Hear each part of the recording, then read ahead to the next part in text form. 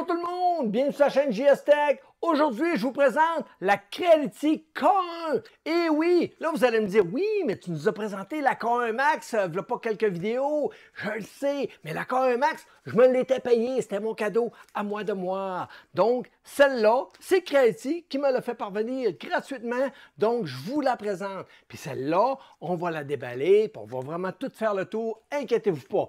La mienne, j'avais fait ça un petit peu à la va-vite, là, puis je m'étais amusé, c'était mon cadeau, fait, je faisais bien ce que je voulais. Mais celle-là, on va bien faire les choses. Maintenant, avant de commencer la vidéo,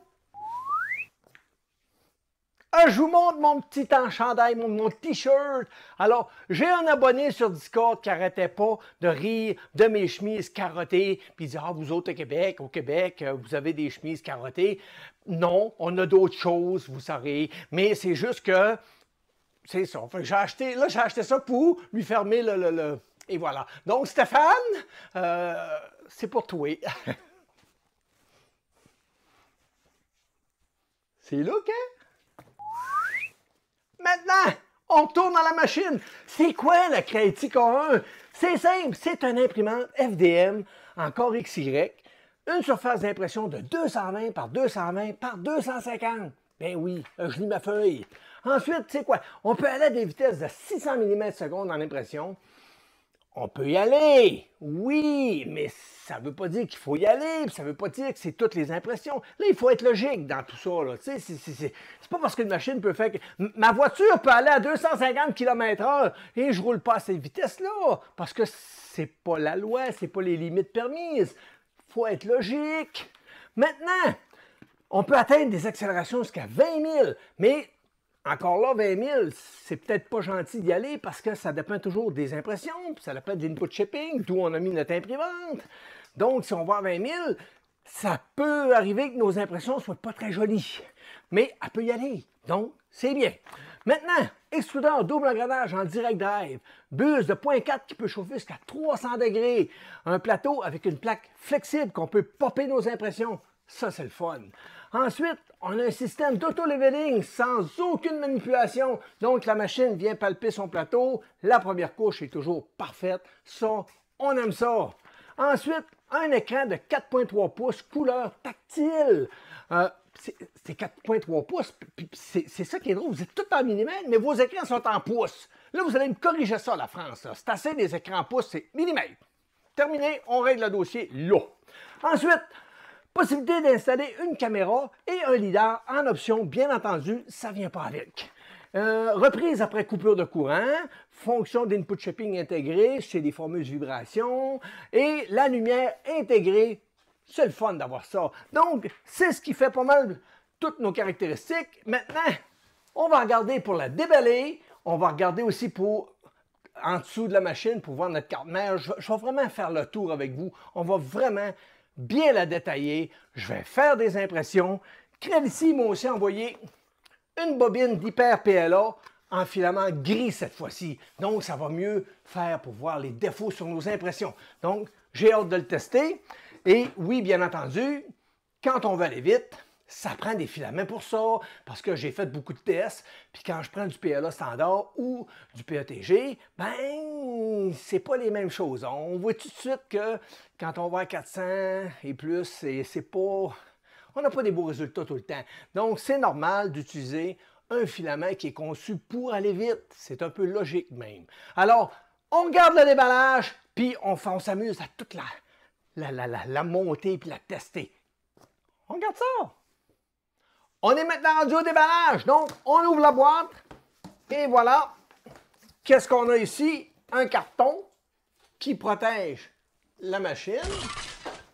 Si je vous montre le dessus, et voilà. Donc, on a ici le couvercle en plastique avec quelques instructions dessus. Et on a la machine qui est tout simplement ici. J'ai des styrophones. Et voilà. Et on va essayer de la sortir comme ça. Et voilà. Est-ce qu'il y a d'autres choses? Non, elle est bien emballée. Alors, on se débarrasse de ça. OK. Ça, on n'en a plus besoin. Alors, on a ici sur le dessus un styrofoam. On a petite alimentation, câble d'alimentation, la petite charnière, la poignée, c'est ça, la petite poignée. Donc, on va maintenant regarder pour enlever ça sans rien briser. Et voilà. Quand même très bien empaqueté. Ça, est-ce que c'est vide, ça? Je ne sais pas, on va regarder. Ben non, il y a quelque chose dans ça. Et voilà. Alors, on a une petite boîte ici qui comprend une tige. On va regarder ça en détail tout à l'heure. Donc, petite pince grattoir, la petite clé USB. On va regarder ça tantôt en détail. On a une petite bobine de filamentesse. Est-ce que c'est de l'hyper-PLA? Je ne le sais pas. Oui, c'est de l'hyper-PLA. Et voilà. Qu'est-ce qu'on a ici? La petite écran. Donc, la petite écran qui vient avec. On va mettre ça de côté. Et on a les 4 petits sabots, les 4 petits supports qu'on met sous l'imprimante qui permet d'absorber les vibrations. Et le petit support de filament qu'on vient installer en arrière de la machine. Donc, ça, on n'en a plus besoin. Et voilà. Maintenant, on va tasser ça ici. On va enlever cette partie-là. Donc, si je vous la tourne vers vous, comme ça, je vais maintenant enlever les attaches ici. Et voilà. Là, j'ai mal travaillé un petit peu. On ne se le cachera pas. On va enlever ça ici. Et voilà. Le petit protecteur comme ça. Tiens. On a mieux travaillé un peu pour celle-là. Oups. Et voilà. Tiens. Ça, on n'en a plus besoin. Il va me rester à nettoyer un petit peu le tape que j'ai mal enlevé. On a ici un petit renfort qu'on va enlever. Et voilà. Un petit collant ici qui protège notre câble. Donc, on va maintenant être prêt à installer notre écran. Donc, je vais mettre la caméra autrement pour mieux vous montrer l'installation. Je vais vous montrer l'intérieur aussi. On va tout regarder ça ensemble. Donc, on fait des changements. Alors, on est maintenant rendu à installer notre petit poignet ici pour la porte. Donc, poignet, bouton de porte, appelez-le comme vous voulez. Alors, on a 2 petites vis. On a 2 petits morceaux de plastique qu'on doit mettre dans la vitre. Donc, c'est quand même assez simpliste. Et on a une petite image ici qui nous explique comment bien l'installer. Donc, c'est quand même assez simple. On vient placer nos vis directement dans le plastique et on vient placer la petite plaque de métal. Tac, tac, tac, comme ça ici. Et voilà. Donc, on vient rentrer ça. On prend notre petite clé Allen et on vient tout simplement comme ça ici. Et voilà, je vais maintenant insérer l'autre. C'est très facile à monter.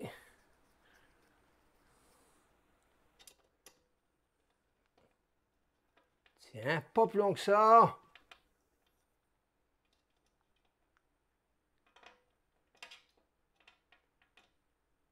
Tiens.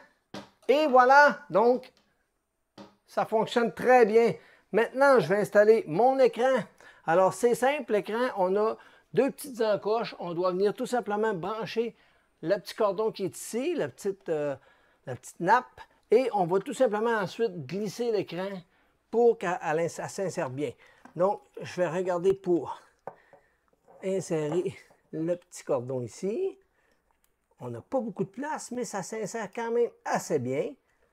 Et voilà, c'est pas plus compliqué que ça. Et je vais rentrer maintenant dans son emplacement. N'ayez pas peur de mettre du poids dessus pour bien l'insérer, sinon vous risquez que la porte vienne cogner dessus. Alors, si vous la rentrez bien, il n'y a aucun danger. Maintenant, on peut enlever le petit protecteur qui est ici. Et voilà, on en a même un autre. Il y avait 2 protecteurs. N'importe quoi! Et voilà! Donc, on a ici notre plateau qui lui aussi a un protecteur que je vais enlever tout simplement. Et voilà. Bien. On va le remettre en place. Tiens, ce qui est le fun, on a deux vis à l'arrière qui viennent... Oups, excusez. On a deux vis qui viennent s'encastrer. Je vais essayer de bien vous le montrer ici, comme ça. S'encastrer dans les V. Alors, ça s'insère tellement bien, là, c'en est plaisant. Donc, c'est aussi simple que ça. Maintenant, il va me rester le couvercle ici à placer. Donc, je le sors de son plastique. Et voilà, donc je vous le montre. Je vais enlever le plastique protecteur. Bien. Et voilà, donc, pas plus compliqué que ça. Est-ce que ça semble bien? Il y a un côté, on a une encoche ici. Je ne sais pas si on la voit bien ici, là, il y a une encoche. Donc, c'est pour la nappe, c'est pour la chaîne en arrière. Et voilà, ça rentre très bien. C'est parfait, ça ne bouge pas. Rien à redire contre le couvercle sur le dessus. Il est en plastique. La K1 Max, c'est une vitre trempée. Et voilà, donc, on est maintenant prêt à installer nos 4 petits coussinets, nos petits supports pour l'imprimante. Je vais essayer de vous les montrer comme ça. Bon, pas facile à la caméra. Donc, j'ai les 4 supports que je vais mettre en dessous qui permet d'avoir une meilleure isolation.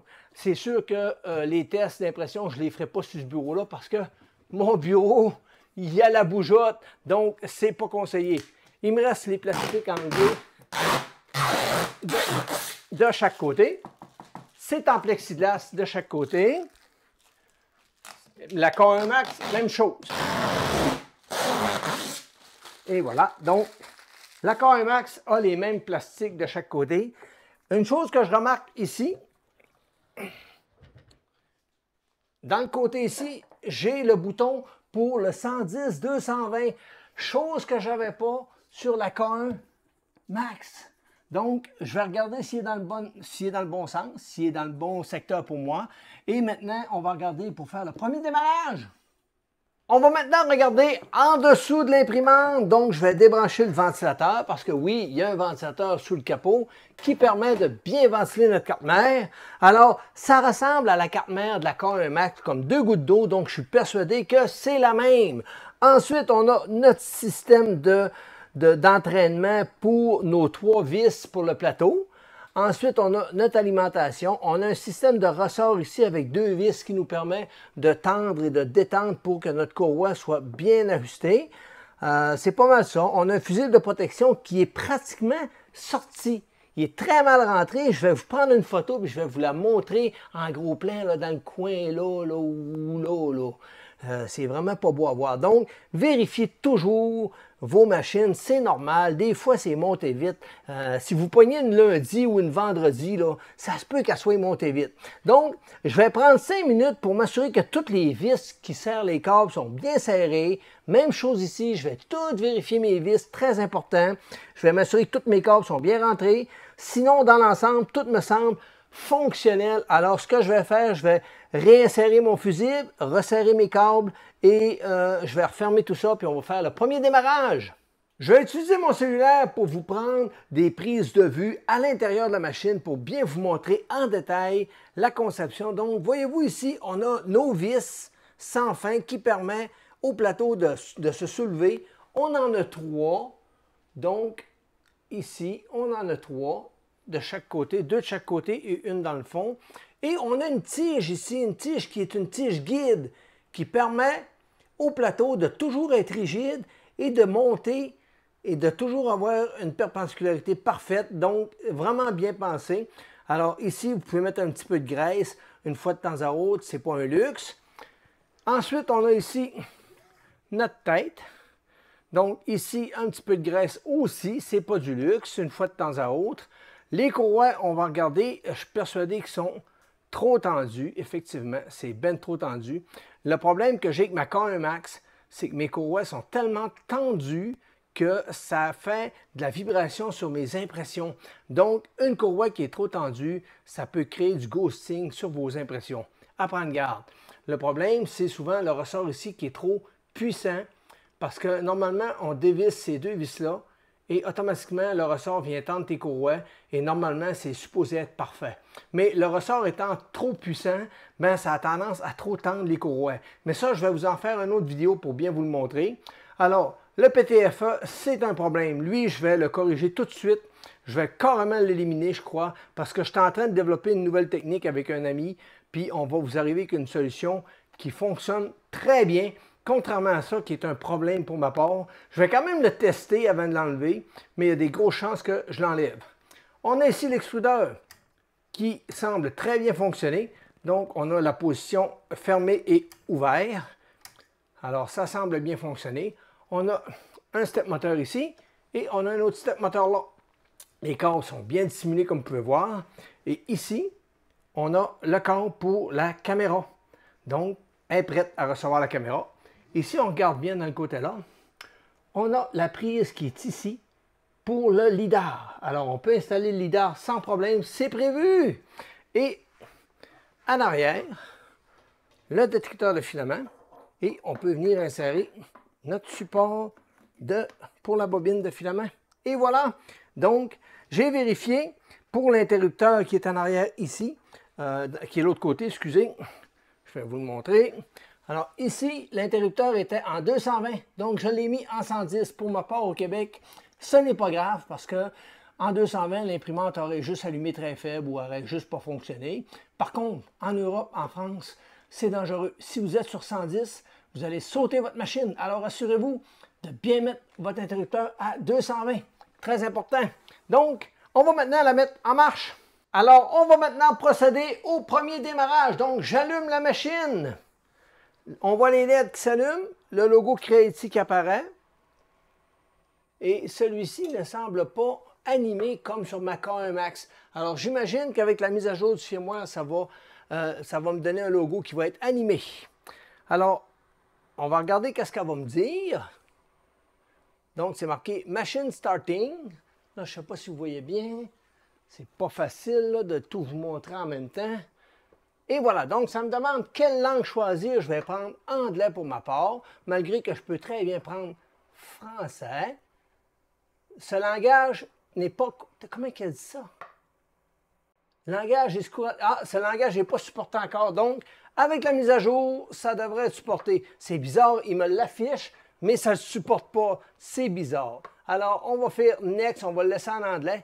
Donc, ça vient me dire ici d'enlever les vis, les 3 petites vis qui sont ici. Je vais passer devant la caméra, désolé.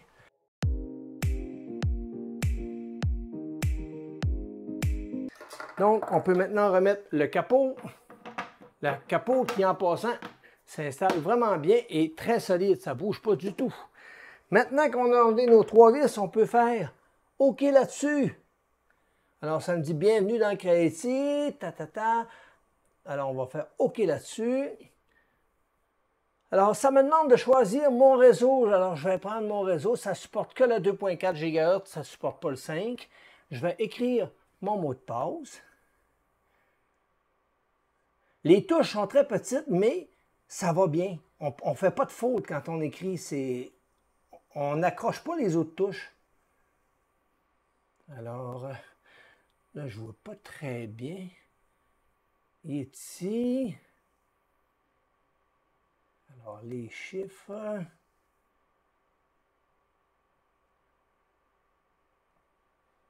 Et voilà, on approuve ça. Est-ce qu'il va connecter? Je vais faire Next. Alors, je vais faire... Moi, là, il me demande de choisir ma zone, où est-ce que je suis situé. Alors, moi, c'est ici, c'est -5. Alors, je fais un Next. La France, je crois que c'est -2, la France, si je ne me trompe pas. Là, il me demande si je veux me connecter au nuage de Creality. Je peux le faire avec le code barre. Je vais faire Next. On va passer cette étape-là. Alors, Self-inspection. Donc, je vais faire Start détection. Il va vérifier si tout est fonctionnel, si les capteurs, si tout est parfait. Donc, on va le laisser faire.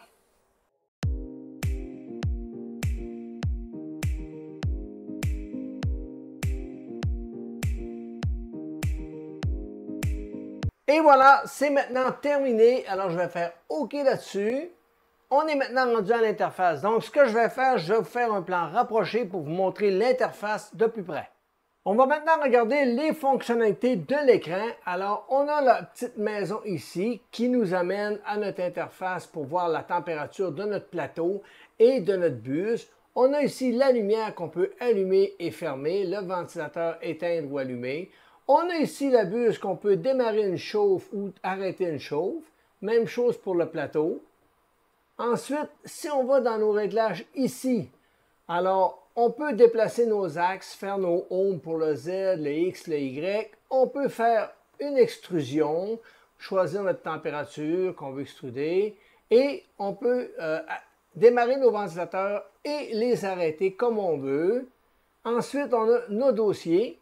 Donc, on a 3 impressions, le Benchy, l'impression de test de rapidité et un petit minou. Ensuite, on a l'engrenage. Donc, dans l'engrenage, on a le système et on a le réseau. Alors, le réseau, on voit tous nos réseaux environnants. Et dans le système ici, ben, on peut ajuster l'intensité de notre écran. On peut dire de s'éteindre après 3 minutes, 5 minutes ou ne jamais s'éteindre. Choisir la langue, mais présentement, les langues qu'il y a dedans ne semblent pas fonctionner. Ensuite, si on s'en va ici, on a un Device Self Test. Lorsque je clique là-dessus, je peux lui demander de refaire un input shipping ou un auto-leveling et en faisant un start, il va me le faire sans aucun problème. Alors, les time zones qu'on a acheté tantôt, notre -5 et autres, ça c'est pour les nuages de Creality, donc c'est pour se reconnecter si on n'est plus connecté. On peut exporter nos logs, la version, le reset configuration, excusez, ça c'est si on voudrait redémarrer la machine comme quand je l'ai sorti de la boîte. Donc, c'est un master reset. Alors, ça fonctionne bien. Et la version détection, voyez-vous, il y a un petit point rouge ici, là. Alors, si je clique ici sur ma version, ça me dit « Hey, tu as une nouvelle version de 1.2921 à 1.2922. » Donc, on va l'essayer, on va faire Start Download et on va l'installer.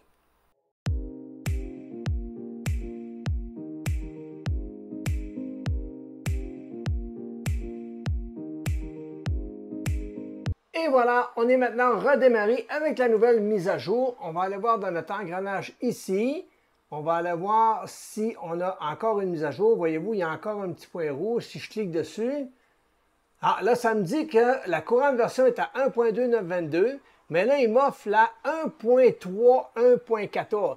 Il aurait peut-être pu me la faire au début, mais c'est un peu comme Windows. Il faut toutes les faire une par une puis recommencer à l'infini. Alors, on va y aller. On fait Download encore.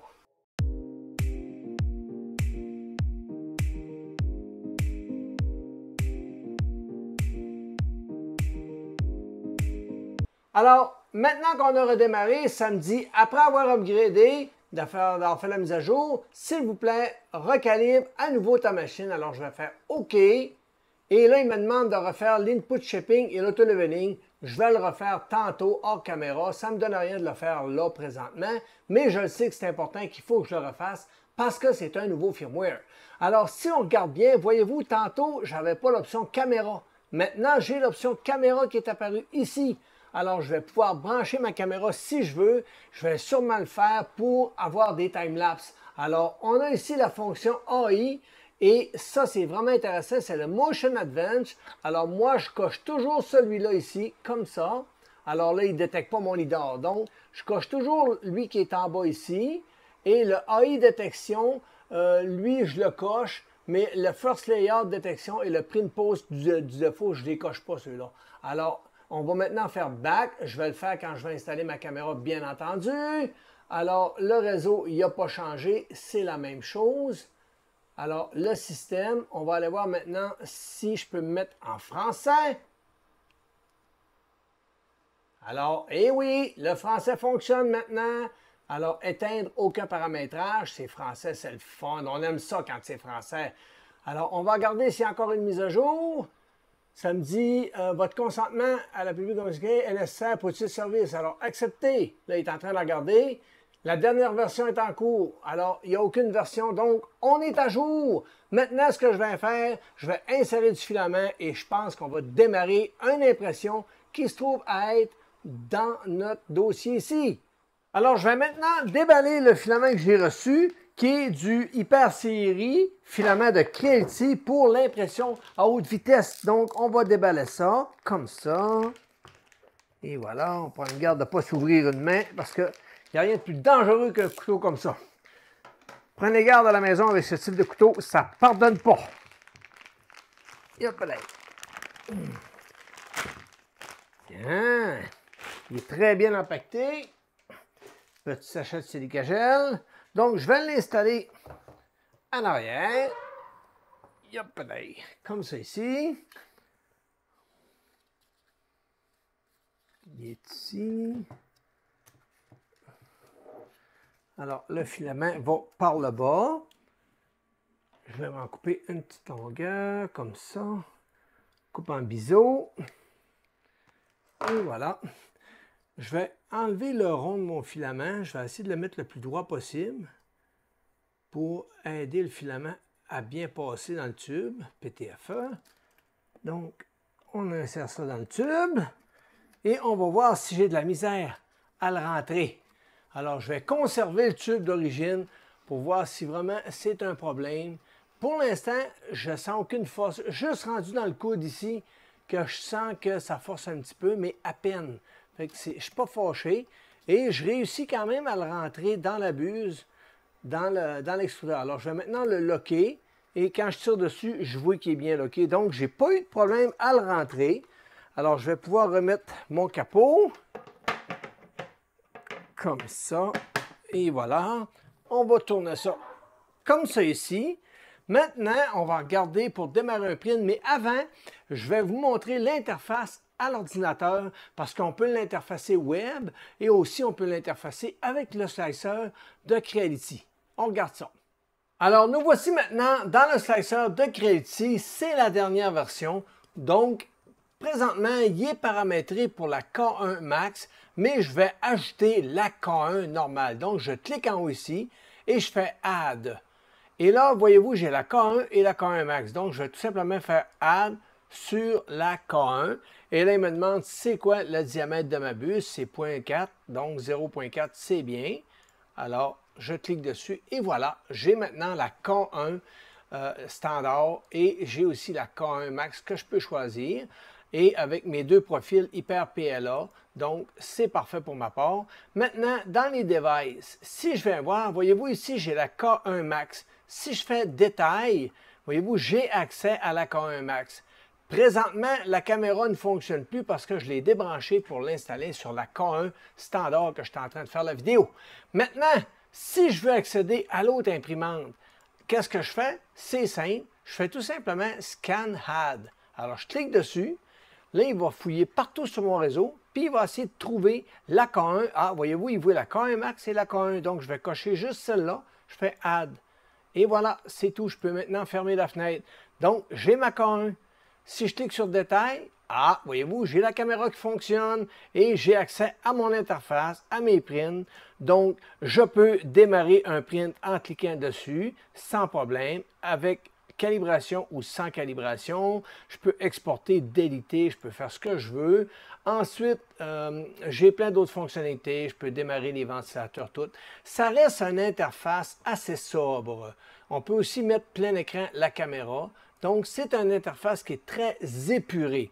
Maintenant, si on regarde interface web, alors si je regarde ici, je rentre l'adresse de mon imprimante K1, donc 192.168.1.113 pour la K1.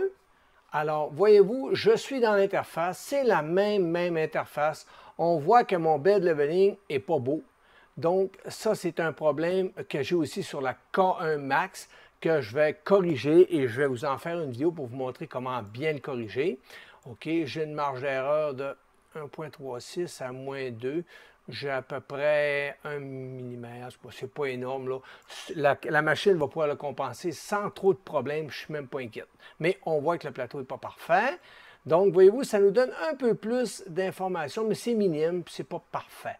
Je peux maintenant vous montrer la K1 Max 192.168.1.109 qui est la même interface. Voyez-vous, j'ai le même problème, il n'est pas parfait non plus mon plateau. Et je peux vous faire un petit teaser. Un teaser, c'est un avant-goût de la K1 Max, mais en mode routé. Alors, en mode routé, c'est simple, c'est 192.168.1.109, même chose, mais on écrit 2.4408. Et voilà, on est maintenant en mode routé. Alors, ma K1 Max est en mode routé. Donc là, j'ai plus accès à ma webcam, bien entendu. Je l'ai débranché, mais voyez-vous, j'ai accès à plein de fonctionnalités. Les vitesses, j'ai accès à mon Z-Offset, ma vélocité, mon accélération. J'ai accès à plein de choses. Je peux accéder à ma console, à mes couches, à mes fichiers, mes historiques, mes réglages et mes fichiers de configuration. Donc ça, c'est le fun. Je suis capable d'éditer mon printer CFG et le modifier. Donc, on travaille là-dessus. C'est pour bientôt. Soyez à l'écoute des prochaines vidéos parce que je vous réserve des belles surprises. Sinon, on s'en va maintenant démarrer une impression qui se trouve être dans la carte, dans la carte mère de la machine. Et on va voir qu'est-ce que ça donne avec le PLA qu'ils m'ont donné, le PLA gris Hyper PLA. Donc, on se transfère à la machine et on regarde ça. Avant de démarrer l'impression, je me suis dit, je vais vous montrer comment c'est facile de travailler avec le slicer. Alors, on a la pièce qu'on vient d'importer ici. Donc, on peut changer nos déplacements. C'est un peu comme Cura. Ils ont vraiment parti du moteur de Cura pour faire leur slicer. Alors, on voit que c'est quand même simpliste de faire des rotations, des déplacements et autres. Donc, tout est simpliste. Ensuite, on peut avoir nos paramètres de filament. Donc, on a le mode simplifié et le mode avancé. Personnellement, je travaille toujours en mode avancé. Donc, on peut choisir nos hauteurs de couches, nos nombres de couches de mur qu'on voudrait avoir et nos remplissages. Donc, on a plein de fonctionnalités. Le seul défaut du logiciel, il est en anglais. Alors, Creality, s'il vous plaît, faites-nous une version en français. C'est très important. Donc, parce qu'avec la K1 Max, on a le LiDAR. Et le LiDAR fonctionne seulement qu'avec le Creality Slicer, le Creality Print. Donc, ça serait important d'avoir une version française. Sinon, quand on a terminé, on sauvegarde nos paramètres et on fait Slice. Et une fois que le fichier est découpé, maintenant, on peut avoir un preview de ça. Et tout ce qu'on a à faire maintenant, c'est de l'envoyer à la machine. Donc, je fais Land Printing. Et il me dit, veux-tu qu'il porte ce nom-là? Oui, confirme. Là, il me demande dans quelle imprimante que je veux l'envoyer. Je vais l'envoyer dans la K1 et je vais faire Send JK. Je pourrais aussi dire One Click Printing. Donc, en un clic, démarre le print. Mais je vais tout simplement faire Send JK. Et si on regarde ici, regardez la vitesse que ça s'en va. Et voilà, c'est terminé. Maintenant, si je m'en vais dans le détail ici de mon imprimante, si je regarde, voyez-vous, j'ai ma petite roquette qui est là. Donc, on n'a pas une grosse image, là, mais j'ai accès à ma petite roquette qui est là. Donc, je pourrais démarrer le print. Donc, vraiment bien conçu, le slicer, très facile à travailler. Alors, pour de vrai, je lance l'impression. On est maintenant rendu prêt à démarrer notre première impression. Donc, je m'en vais dans Dossier. On voit le téléchargement que j'ai fait avec mon slicer et on voit les 3 pièces fournies avec la machine. Donc, quand je clique sur le Benchy pour démarrer le Benchy, j'ai l'option calibrage. Alors ça, si vous avez le LiDAR, c'est intéressant. Sinon, si vous ne l'avez pas, qu'est-ce que ça va faire? Ça va juste faire un leveling et un Z-offset pour s'assurer que la première couche est parfaite. Donc, c'est quand même intéressant. Sinon, quand on a le LiDAR, on le fait une fois pour chaque bobine de filament. Sinon, on le fait plus après. Quand on utilise la même bobine, on n'a pas besoin de la refaire. Alors, pour ceux qui ont le LiDAR, il ne faut pas oublier d'aller dans l'onglet Caméra pour activer dans la fonction IA cette option-là. Si vous n'activez pas l'avance du mouvement, le LiDAR ne se fera pas. Quand vous allez démarrer votre impression ici, et que vous allez faire impression, mais même si c'est coché, le LiDAR ne se fera pas. Alors, très important. Donc, on démarre ça, puis on regarde qu'est-ce que ça donne.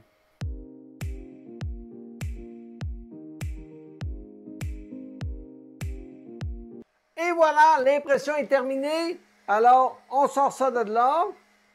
On a notre print, donc, et voilà, ça s'est décollé tout seul. Alors, je peux vous dire que très beau. C'est pas parfait, mais il est beau. Je vais vous le montrer en plan rapproché à la fin. Là, ce que je vais faire plein d'autres impressions. Donc, section time-lapse et ensuite, on regarde la conclusion de la vidéo.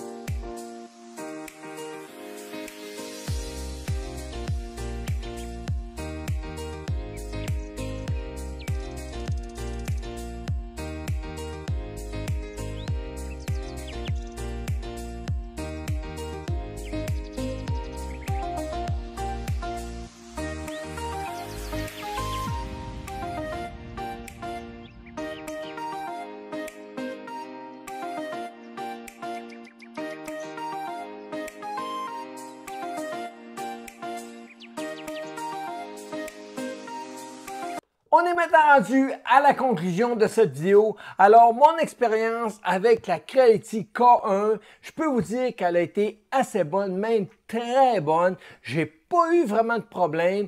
Il y a le PTFE que c'est pas une réussite. Ça, on ne se le cachera pas. Le PTFE avec le détecteur de filament en arrière, puis tout le système de filament qui tourne, puis quand ça arrive dans les coins, dans les déplacements, c'est pas une réussite, je vous dirais, mais je vais l'améliorer, puis je vais vous le partager, inquiétez-vous pas. On travaille déjà dessus, moi et quelques amis, donc ça devrait s'améliorer dans les prochaines semaines, le temps qu'on l'améliore.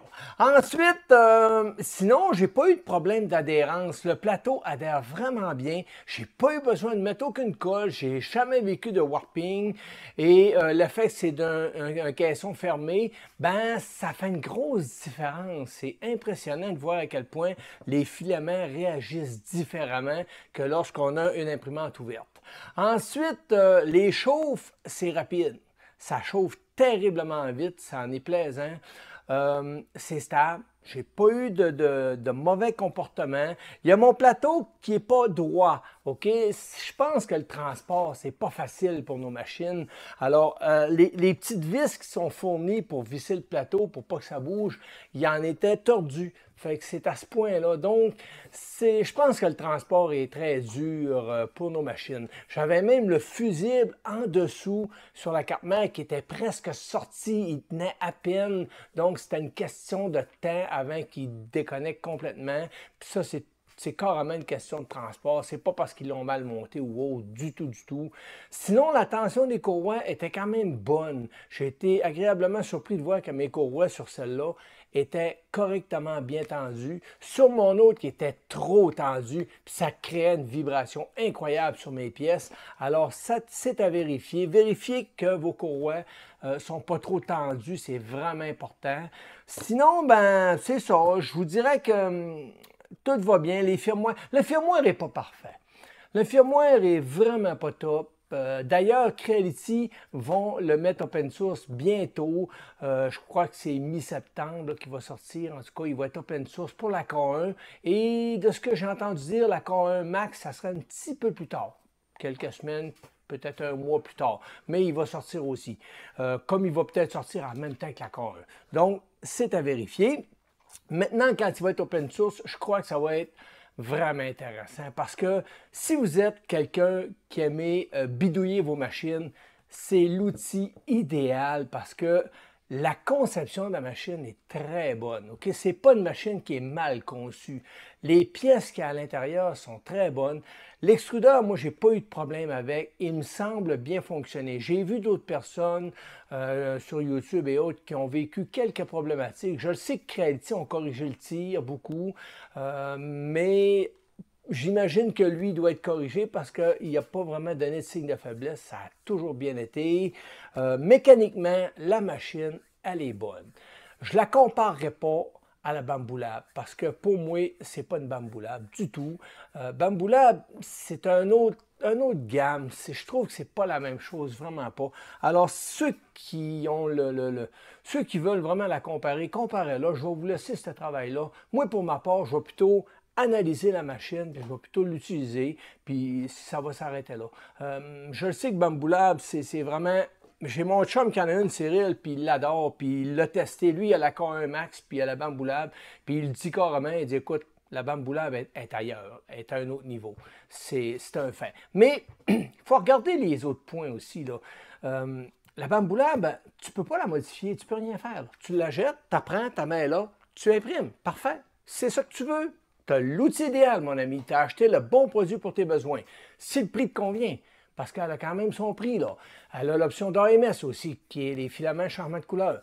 Très intéressant. Celle-là, elle ne l'a pas. Donc, il faut que tu achètes selon tes besoins, selon tes goûts. C'est comme une voiture. S'il y avait juste un modèle, on n'aurait pas de problème. Mais il y a plein de monde, puis il y a plein de modèles de voitures. Tu sais, il y en a qui vont dire que telle marque, c'est de la merde. D'autres vont dire que telle marque, c'est bon. Mais tout le monde a une voiture, tout le monde roule, puis ça va bien, là. Fait que je pense que c'est une question de choix, une question de goût. Si ce modèle-là vous parle, pourquoi pas? Si vous êtes quelqu'un qui aimait bricoler, qui aimait bidouiller, vous avez tellement de machines pour ça.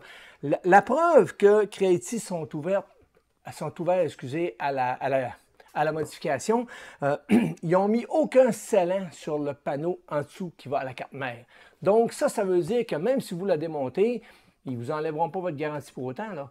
Alors, ils n'ont mis aucun scellant. Donc, c'est un gage de bonne foi pour ma part.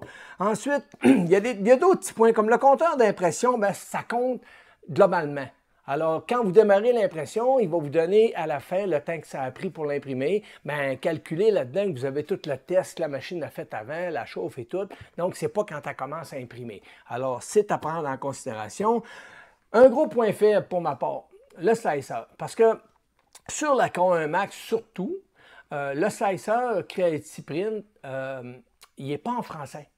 Et si on veut que le Linear Advance fonctionne, le Pressure Advance, excusez, fonctionne, ben, le LIDAR, il faut absolument utiliser Creative Print. Parce que quand on utilise un autre license, il nous donne un code d'erreur et il ne fait pas son test de Pressure Advance. Alors ça, c'est un point faible que j'espère qu'on va pouvoir le corriger avec l'open source. Mais le fait qu'il n'est pas en français, pour moi, c'est une grosse lacune. Parce qu'on a une belle communauté en français, donc ça serait un gros plus que Creative se force à le sortir en français, ou au pire, qui donne les codes pour que certaines personnes puissent le traduire. Aussi simple que ça. Ensuite, le fusible, bien, comme je l'ai parlé tantôt du fusible, c'est vraiment la vibration, le transport et tout. Je l'ai tout simplement réinséré, puis c'était réglé. La qualité des matériaux, je n'ai parlé. Il y a quelques personnes qui m'écrivaient en commentaire et disaient « Ouais, mais les engrenages sont en plastique. » Non. J'ai vérifié, là. Tous les engrenages sur cette machine-là, sur la K1, sont en acier. C'est ben, de l'aluminium, j'imagine, là. C'est un alliage. Donc, ils sont tous en alliage et il n'y en a aucune qui est en plastique. En tout cas, sur celle-là, j'en ai pas vu. J'ai vérifié en dessous puis au-dessus, là, partout. Ensuite, la ventilation est bruyante sur celle-là. Mais sur ma K1 Max, elle est pas mal moins bruyante.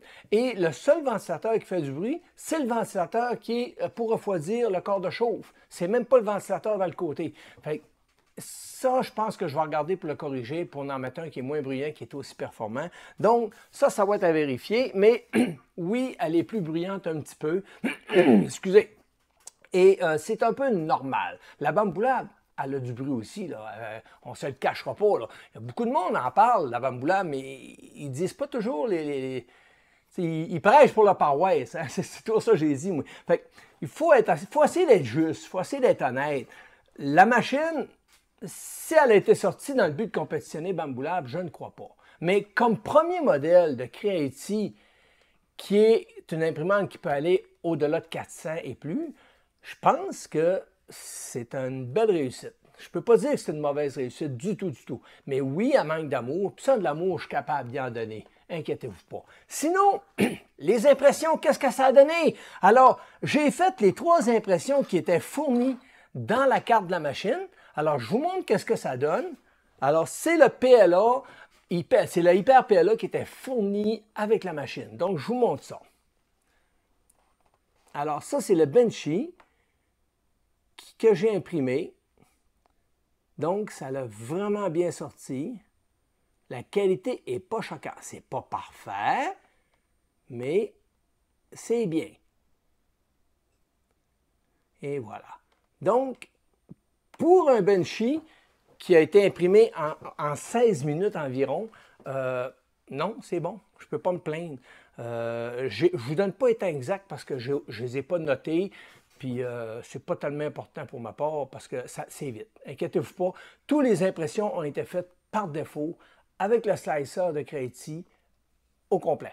J'ai pris aucun autre slicer. Je n'ai même pas modifié le profil. La seule chose que j'ai faite, c'est de changer les températures pour l'adapter au filament. Donc, c'est tout imprimé en 300 de vitesse.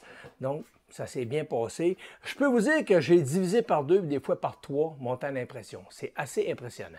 Alors, pour le Banshee, c'est ça que ça a donné.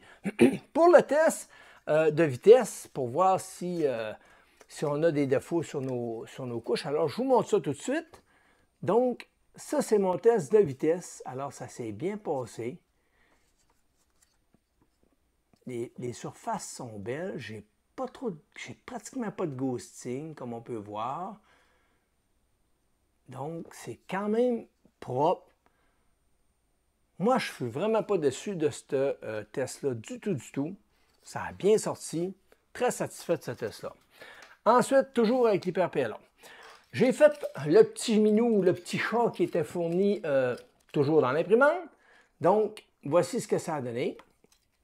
Tout est parfait. Les surfaces du dessus, regardez comment c'est lisse, et du dessous, c'est parfait, là. Je ne peux pas me plaindre de ça, là. Moi, quand je vois une surface du dessous et du dessus qui est aussi propre que ça, les côtés, regardez, c'est propre.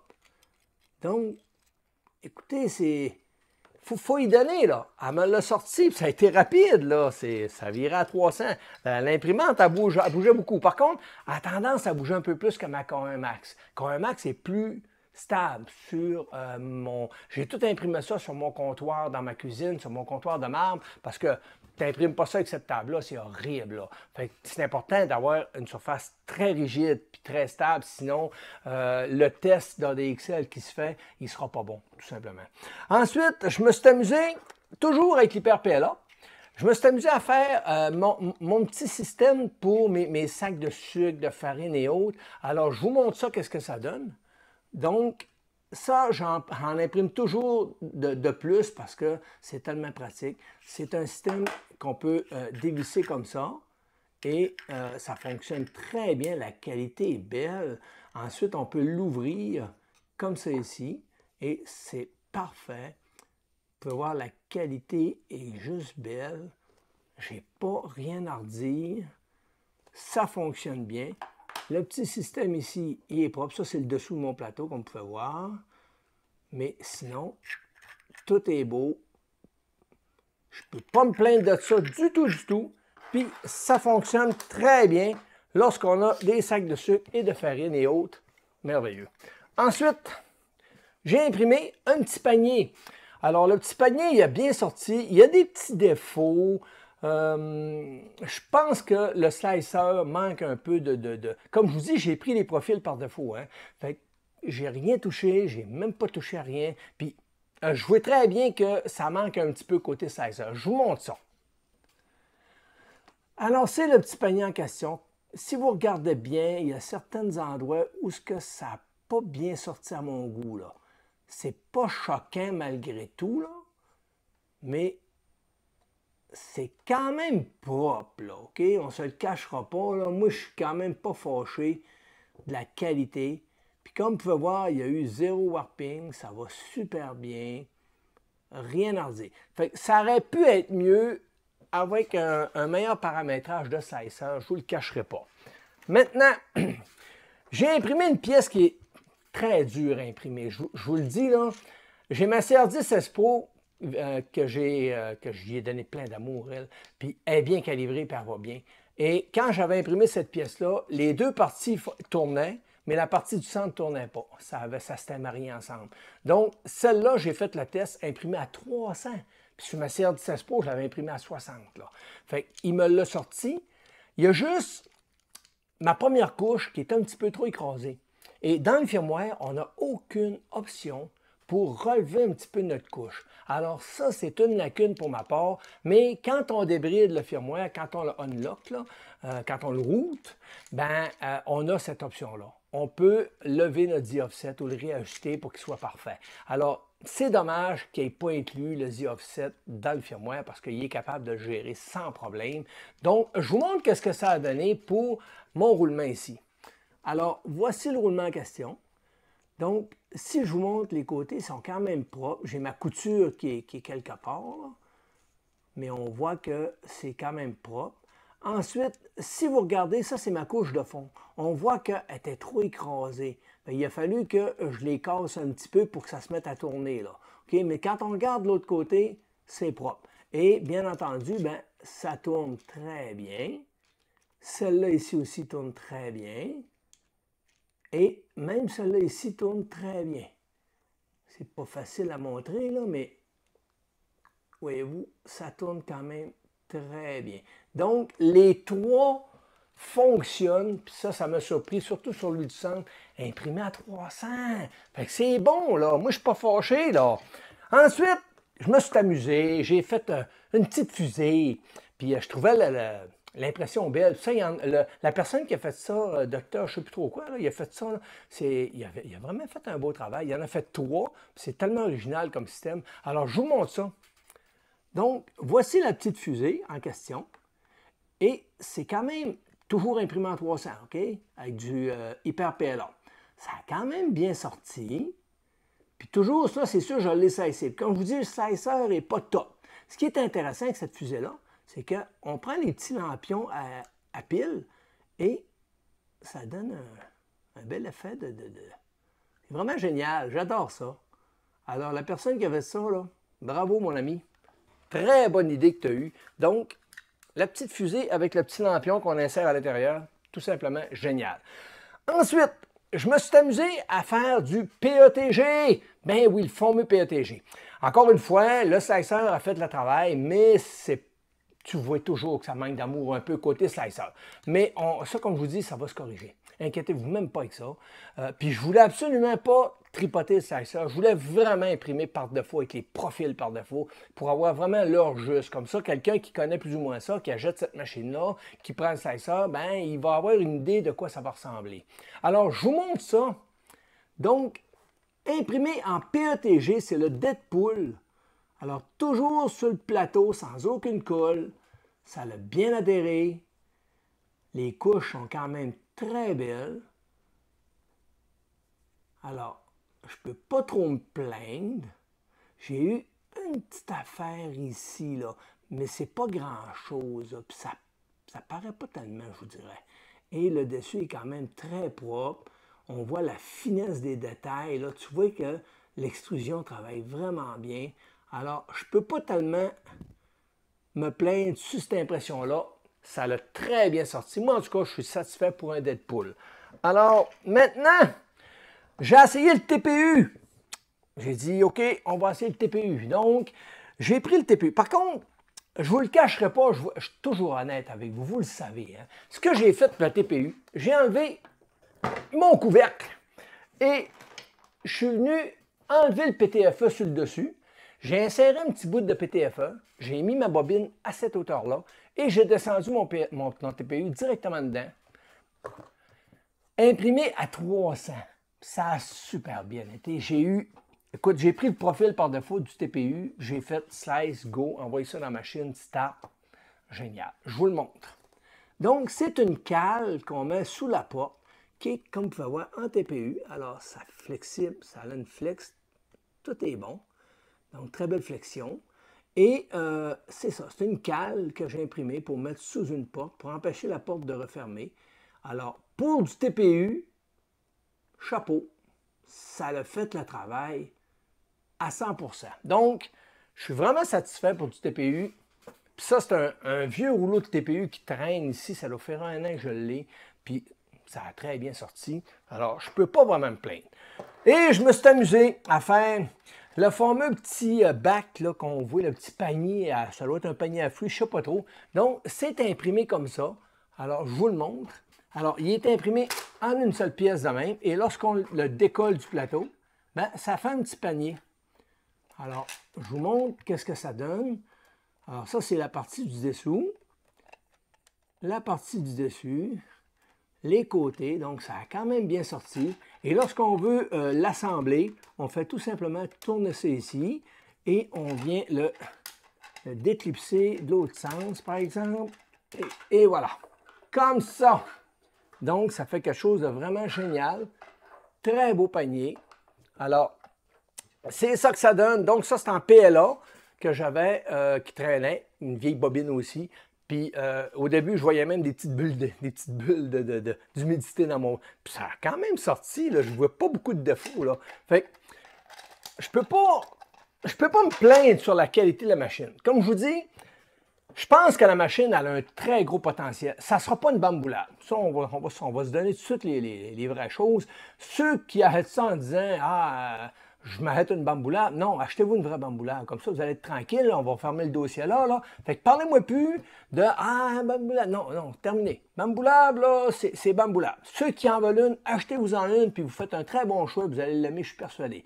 Ceux qui aiment bidouiller, ceux qui aiment avoir une machine pour tester, pour faire plein de choses, même pour faire des prints, parce que je l'ai sorti de la boîte, puis elle fonctionnait. Je l'ai pris, je l'ai mis là, j'ai fait son démarrage, j'ai mis à jour mon firmware, j'ai fait start, puis j'ai jamais eu de problème, là. J'ai jamais eu un print qui n'a pas collé, ou qui a mal collé, ou qui a décollé, ou... Non, j'ai rien fait dessus, là. Rien. Donc, moi, je peux vous dire que ça donne le rendement qu'ils disent. À cette heure, c'est à peu près ça. En résumé, c'est pas mal ça. Si vous aimez, si le produit vous intéresse, je pense que c'est comme une voiture. Achetez-la, puis amusez-vous. C'est un produit qui va vous donner des heures de plaisir, ça, je suis persuadé. Pour ma part, la K1 Max est mon choix premier. Celle-là, c'est mon deuxième choix. J'ai installé, par contre, la caméra de la K1 Max sur celle-là. Je l'ai tout simplement branchée et pouf, ça a marché tout de suite. Alors, rien à refaire.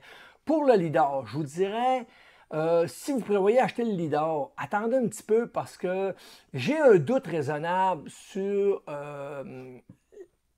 l'utilité du lidar. Autrement dit, je crois qu'il n'est pas très bien géré pour le moment. Encore une fois, quand la firmware va être open source, je pense qu'on va régler bien des problèmes. Alors, pour ma part, celle-ci, je vais la router, ça c'est sûr, parce qu'en la routant, ça me donne pas mal plus d'options. C'est tellement facile à router, ça en est un charme. Donc, c'est pas mal ça. Je ne sais pas si j'ai oublié des choses. Sinon, ben, écrivez-moi dans les commentaires si j'ai oublié de parler de certaines choses, puis je vais essayer de vous en parler dans les prochaines vidéos. Ça fait pas mal le tour. Donc, si vous avez aimé la vidéo, n'oubliez pas, abonnez-vous, c'est très important. C'est ce qui permet à ma chaîne de grandir. Hein?